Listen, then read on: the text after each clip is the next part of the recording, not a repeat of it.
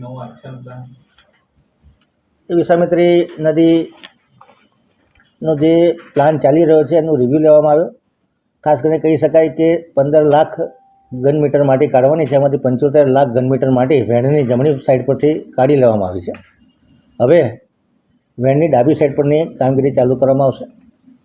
જે એક્સકેવેશન કરી અને જે ઢળાણ બંને કાંઠા પર બનાવવાના છે એની ઉપર બાયોસ્ટેબિલાઇઝેશન કરવામાં આવે. કોયર, જીઓ ટેક્સટાઇલ 700 અને 900 GSMના મેમ્બ્રેન અને વેટીવર ગ્રાસનું પ્લાન્ટેશન કરી અને સોઇલ સ્ટેબિલાઇઝ થાય એ માટે પણ યુદ્ધના ધોરણે પ્રયત્ન કરવાનું નક્કી કરવામાં આવ્યું છે.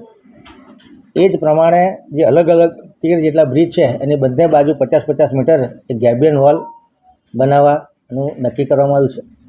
એ સિવાય ઘણી ઇમારતો નદીના કાંઠાથી ખૂબ નજીક છે, તો ત્યાં આગળ રબલ પિચિંગ કરી અને એ જગ્યાઓને સ્ટેબિલાઇઝ કરવાનું પણ વિચારણા કરવામાં આવી છે. વિશ્વામિત્રી પ્રોજેક્ટનું ડાઉનસ્ટ્રીમનું જે કામ છે એમાં ઇરિગેશન ડિપાર્ટમેન્ટ દ્વારા જે કામગીરી થાય છે એમાં પણ વધુ વેગ આવે એ બાબતના સૂચનો કરવામાં આવેલા છે.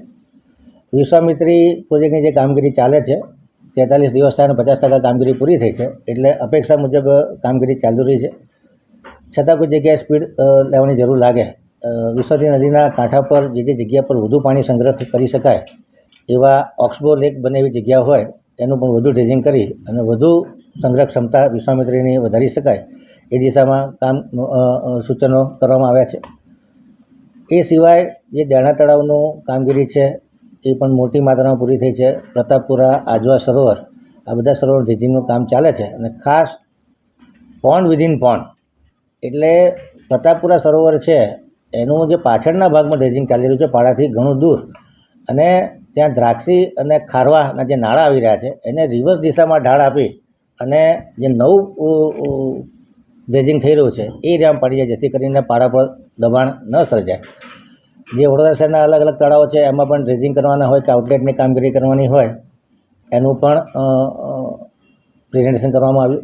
જે કેચ ધ રેન થીમ આધારિત રેન વોટર હાર્વેસ્ટિંગના કામો છે એની પણ સમીક્ષા કરવામાં આવી છે. અને અલગ અલગ ઝોનમાં લગભગ 125 કિલોમીટર જેટલી જે ઓપન કાંસો અને ક્લોઝ કાંસો છે એનું ડિસિલ્ટિંગ, જંગલ કટિંગ, વાઇડનિંગ, રિસેક્શનિંગ અને જ્યાં જ્યાં જરૂર હોય ત્યાં પ્રિકાસ્ટ સ્લેબથી એને કવર કરવાની કામગીરીની પણ સમીક્ષા કરવામાં આવેલી છે.